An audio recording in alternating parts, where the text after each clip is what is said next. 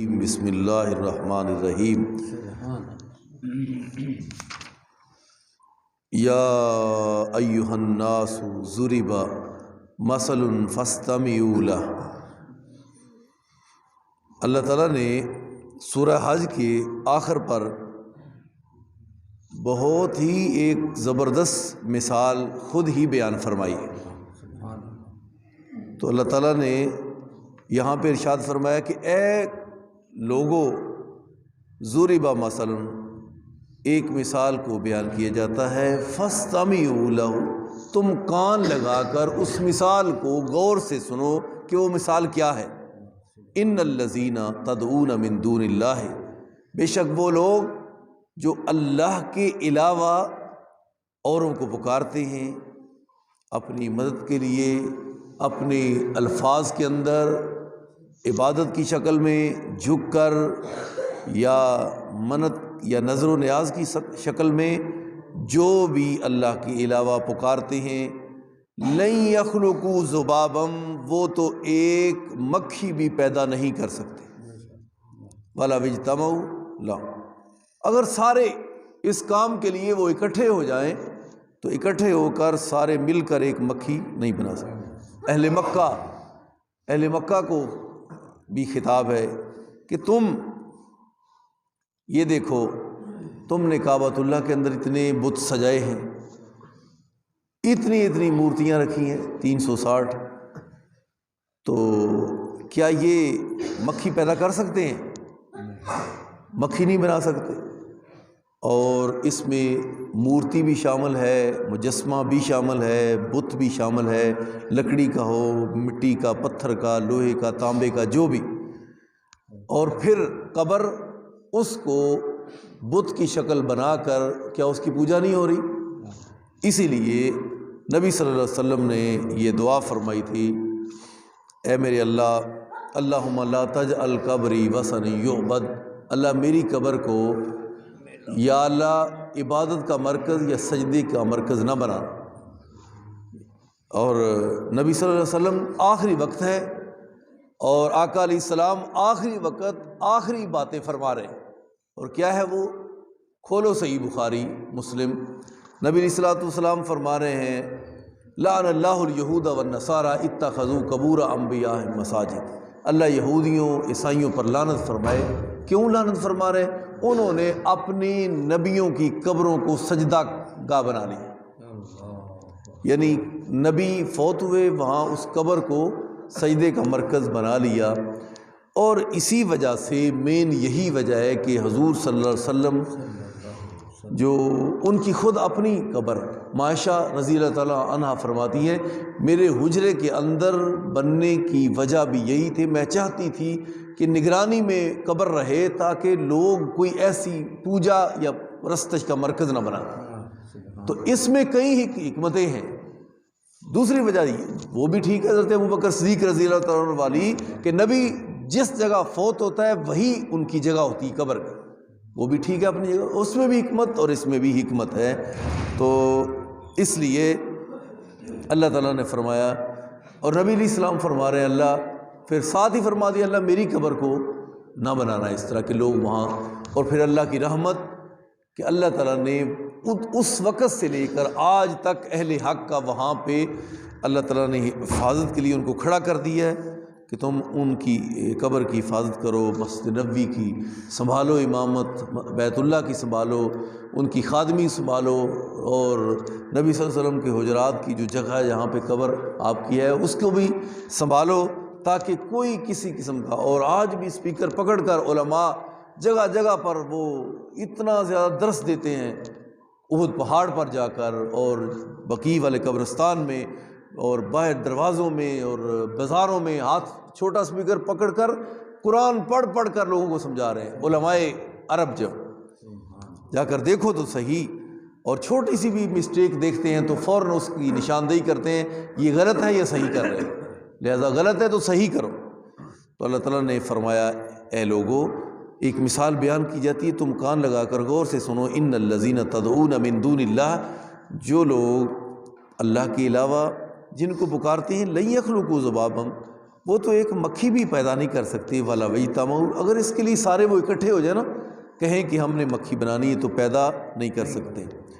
اور صحیح البخاری کتاب اللباس کی حدیث ہے، رسول اللہ صلی اللہ علیہ وسلم، حدیث قدسی ہے، اس سے بڑا ظالم کون ہے جو کہتا ہے کہ فلاں فلاں جو ہے وہ بھی پیدا کر سکتا ہے؟ اس سے بڑا ظالم کوئی نہیں ہو سکتا جو یہ کہے کہ اللہ بھی پیدا کرتا ہے تو فلانا بھی پیدا کرتا ہے، حالانکہ ایک ذرہ اور جو بھی پیدا نہیں کر سکتے، ایک ذرہ اور جو بھی پیدا نہیں کر سکتے۔ تو یہ ہے توحید، یہ عقیدہ توحید ہے۔ اور میں 2-3 دن پہلے دسیا ہے کہ چھٹا اپنی مٹھی دے وچوں ہی پھڑ کے باجرے دا اور جڑی بیج لا رہے ہو انہاں چھٹا اپنے ہاتھ نال تسی کھیت وچ لایا ہے، لیکن تانوں یہ نہیں پتا کہ وہ ذرہ ذرہ کس جگہ تے پتہ بھی یہ مٹھی بھی اپنی، ہاتھ بھی اپنا، کھیت بھی تیار خود کیتی ہے، نظراں دے سامنے اپنے کپڑے وچوں کڈ کے جھولی چ کڈ کے انہوں پھیلا رہے ہو، گرا رہے ہو، لیکن جاؤ ایک ایک ذرے نو کدی کٹھے کر کے قیامت تک واپس لیاؤ کہ کتنے، لیکن نہیں پتا۔ یہ ہے توحید۔ اللہ تعالیٰ سمجھ عطا فرمائے۔ اللہ تعالیٰ قرآن و سنت میں جو لکھا ہے اس کے مطابق عقائد نظریات درست بنانے کی توفیق عطا فرمائے۔ تو لہٰذا کوئی ایسی عرب کے اندر نہیں قبر، جا کر دیکھو کہ وہاں اس کو بڑا کر کے بنا کر اوپر سیمنٹ یا ٹائلیں لگا کر اس کو ایسا بنایا گیا وہ الگ تھلگ کر کے، وہ کوئی ایسی نہیں۔ نبی صلی اللہ علیہ وسلم، جناب ابوبکر، جناب عمر کی قبریں بھی سطح زمین کے کافی نیچے گہرائی میں کچی قبریں، بالکل کچی قبریں ہیں۔ اگر وہ کچی ہیں تو کائنات کا دوسرا وہ بندہ، اس کی کیا حیثیت ہے؟ تو اللہ تعالیٰ سمجھ عطا فرمائے۔ قبر پرستی یہ بہت بڑا گناہ ہے، بت پرستی، اللہ کو چھوڑ کر کسی کے جھکنا آگے، کسی کے آگے جبین نیاز جھکانا، یہ قطعاً بالکل اسلام میں اس کی ذرہ برابر بھی گنجائش نہیں۔ عبادت اللہ کی ہے، قل ان صلاتی و نسکی و محیای و مماتی للہ رب العالمین۔ اے میرے نبی صلی اللہ علیہ وسلم فرما دو، کہہ دیجئے میری نماز، میری قربانی، میری زندگی اور میری وفات، یہ سب کچھ اللہ کے لیے، سب کچھ اللہ تعالیٰ کی رضا کے لیے، کچھ بھی اس کے علاوہ نہیں۔ تو اللہ تعالیٰ نے اس کے آگے فرمایا وَإِن يَسْلُبْهُمُ الذُّبَابُ شَيْئًا لَا يَسْتَنْقِذُوهُ مِنْهُ۔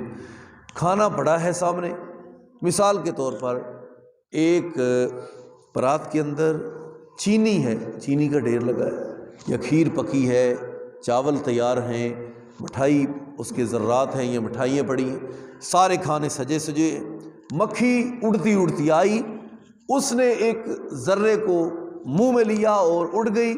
تو اللہ تعالیٰ نے فرمایا جاؤ جن کو تم اللہ کے علاوہ کہتے ہو کہ یہ بھی کچھ نہ کچھ پیدا کر سکتے ہیں یا ہماری حاجت روائی کر سکتے ہیں، تو اللہ تعالیٰ نے کھلا چیلنج دیا ہے سورہ حج کے اندر کہ جاؤ ان کو کہو کہ چھڑا کے لاؤ، مکھی دے منہ وچوں کھانے دا ذرہ کڑا کے لیاؤ تو چھڑا کے لیاؤ۔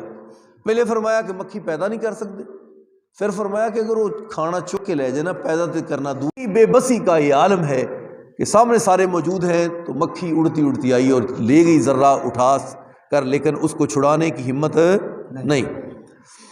ما قدر اللہ حق۔ اور یہ نسخہ کاش تو سمجھ آ جائے، وہ کی گل سی جی وجہ تو پہلے نبیوں نے بھی پتھر کھانے پہ، حتیٰ کہ صحیح مسلم کے اندر حدیث، بخاری مسلم کے اندر لکھی ہے، جب حضرت خباب بن ارت والی حدیث بیان کی ہے میں نے پچھلے ہفتے بھی، کہ اپنی انی پریشانی حضور، انے کام، انے صدمے، انیاں تکلیفاں، اللہ دے رسول تے ساڑا بھی کوئی حل سوچو، کوئی اللہ تعالیٰ دے سامنے درخواست کر دو کہ انہیں ظلم ہو رہے ہیں۔ آپ نے فرمایا اے خباب بن ارت پہلے لوگاں دے وچ ایک ایسا بندہ سی جڑا استقامت والا سی اور یقین کامل توحید پرست سی، اور انہوں پھر لوگاں نے زمین گڈ کے نا اتنے آرا رکھ کے ان دے 2 ٹکڑے کر دیتے، اے خباب، تے انہوں ان دے عقیدے تو تاں روک نہ سکے، پھر بھی انہوں باز نہ کر سکے، اور وہ دے اندر کسی قسم دی کوئی کمزوری نہیں سی آئی، انہیں اپنے جسم دے 2 ٹکڑے آرے نہ کروا لے، لیکن کمزوری نہیں ہے۔ اے نبی علیہ السلام نے اپنے صحابہ کو مضبوط کرنے کے لیے یہ حدیث بیان فرمائی۔ تو اللہ تعالیٰ نے فرمایا ما قدر اللہ حق کا قدری، کیا تم نے اللہ کا قدر پہچانا ہے؟ تمہارے نزدیک اللہ کی یہ قدر ہے؟ تم نے اللہ کا قدر پہچانا ہی نہیں، تمہیں نہیں پتا کہ رب کون ہے، اس کی ذات کیا ہے، صفات کیا ہے، رب کی ربوبیت کیا ہے، الوہیت اس کی کیا ہے۔ اگر علم ہے تو اس علم میں کوئی اس کا شراکت والا نہیں ہے، اگر وہ رب ہے، معبود ہے، تو اس کے برابر کوئی اور معبود یا اس میں شراکت والا نہیں ہے۔ لم یلد ہے ولم یولد ہے ولم یکن لہ کفوا احد ہے، نہ کوئی برابری کر سکتا ہے، نہ کوئی اس کو مشورہ کی ہمت دے سکتا ہے۔ یہ بھی اللہ چیلنج کیتا نا، کوئی ہے تو لیاؤ، کون ہے زمین بنانے چسمان بنانے کسی نے کوئی حصہ پایا ہوئے یا انہیں بنائی ہوئے میرے نال؟ کوئی نہیں۔ تم نے اللہ کا کیا حق پہچانا؟ ان اللہ لقوی عزیز، بے شک اللہ تعالیٰ بہت طاقت والا اور بہت غلبے والا ہے۔ آخر دعوانا الحمد للہ رب العالمین۔